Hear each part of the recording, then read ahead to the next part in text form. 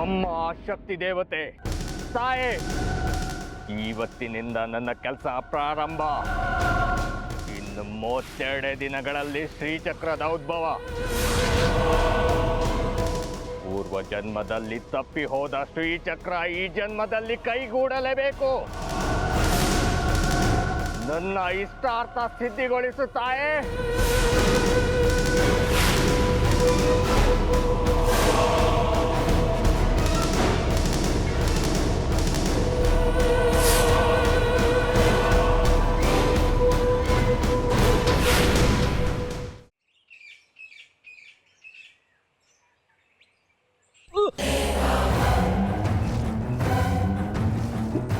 ಮನೆ ಬೀಗ ಹಾಕಿತ್ತು, ಊರು ಬಿಡ್ತಾ ಇದೆಯಾ? ನಾನು ಯಾಕ್ರ ಊರು ಬಿಟ್ಟು ಕಡ್ದೊಂಟೋಗ್ಲಿ? ಎಲ್ಲೋ ನಿನ್ನ ಮಗಳು ಬದುಕ್ಬಿಟ್ಲಂತೆ, ಚಿತೆಯಿಂದ ಹಂಗೆ ಎದ್ಬಿಟ್ಲಂತೆ. ಇದೆಲ್ಲ ಆಗಿದ್ದು ನನಗೋಸ್ಕರ ಕಣ. ಕರ್ಕೊಂಡು ಬಾರೋ. ಬದುಕಿಳಿದಿರೋ ಗೊಂಬೆನ ನಾನು ಕಣ್ಣಾರೆ ನೋಡಬೇಕು. ಆ ಪವಾಡ ಕನ್ಯೆನ ನಾನು ನೋಡಬೇಕು. ನನ್ನ ಮಗಿ ಇಲ್ರ? ಇಲ್ಲ ಅಂದರೆ ಏನೋ ಅರ್ಥ? ಅದು ಯಾರೋ ಸಾಧುಗಳು ಬುದ್ಧಿ ಜ್ಞಾನಿಗಳ ಥರ ಇದ್ದರು. ನನ್ನ ಮಗಿನ ಕರ್ಕೊಂಡು ಹೊಂಟೋದ್ರು.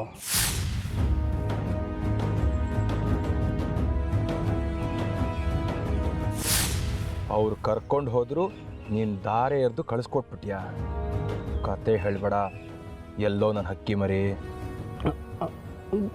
ನನ್ಗೆ ಗೊತ್ತಿಲ್ರ. ನಮ್ಮ ತಾಯಿ ಸತ್ತೋಳು ಗೊತ್ತಿಲ್ರ. ಹಿಮಾಲಯ ಪರ್ವತದ ಕಡೆನೋ ಕನ್ಯಾಕುಮಾರಿ ಕಡೆನೋ ಕರ್ಕೊಂಡು ಹೊಂಟೋಗಿರ್ಬೇಕು ಬುದ್ಧಿ. ನಂಗೆ ಗೊತ್ತಿಲ್ರ. ಅವ್ರು ಹೇಳಿಲ್ರ, ನಾನು ಕೇಳಿಲ್ರ. ಯಾರು ಏನು ಅಂತ ಗೊತ್ತಿಲ್ಲದೆ ಮಗಳನ್ನ ಕಳಿಸ್ಕೊಟ್ಬಿಟ್ಯಾ? ಮದುವೆ ಇಲ್ಲಿ ದಿಕ್ಕು ದೇಶ ಇಲ್ಲದೆ ಆ ಮಗಿ ಬದುಕೋಕ್ಕಿಂತ ಆ ಪುಣ್ಯಾತ್ಮನ ಜೊತೆ ಹೋದರೆ ಸಂದಾಗಿರ್ತದೆ ಅಂದ್ಕೊಂಡು ಕಳಿಸ್ಕೊಟ್ಬಿಟ್ಟೆ ಬುದ್ಧಿ. ನಾನು ಇರಲಿಲ್ವೇನೋ ಆ ಹಕ್ಕಿ ಮರಿಗೆ ದಿಕ್ಕು? ಅದು ನನ್ನ ಜೊತೆಗಿದ್ದಿದ್ರೆ ಅದ್ರ ದೆಸೆನೇ ತಿರುಗೋದು. ಈ ಮಾರಿಗುಡಿ ಕಣ್ಣಿಟ್ರೆ ಒಂದೋ ಸಿಗಬೇಕು, ಇಲ್ಲ ಸಾಯ್ಬೇಕು. ಆ ಹಕ್ಕಿ ಮರಿ ಹೇಗೆ ತಪ್ಪಿಸ್ಕೊಳತ್ತೆ ನಾನು ನೋಡೇ ಬಿಡ್ತೀನಿ.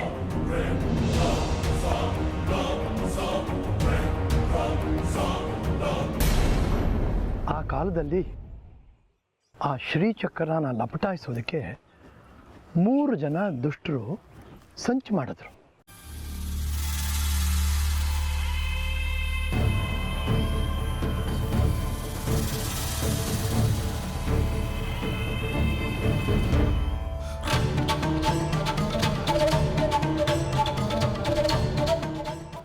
ಆದರೆ ಆ ಮಹಾಮಹಿಮೆಯುಳ್ಳ ಶ್ರೀಚಕ್ರ ಆ ದುಷ್ಟರ ಕೈಗೆ ಸಿಕ್ಕೋದು ಮಹಾತಾಯಿಗೆ ಇಷ್ಟ ಇರಲಿಲ್ಲ.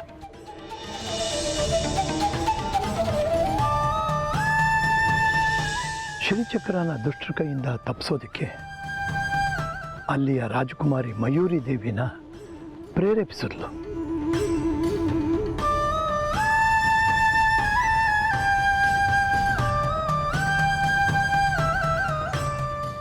ಮಯೂರಿ ದೇವಿ ಏಕಾಂಗಿಯಾಗಿ ದುಷ್ಟರ ವಿರುದ್ಧ ಹೋರಾಟ ಮಾಡಿದ್ಲು.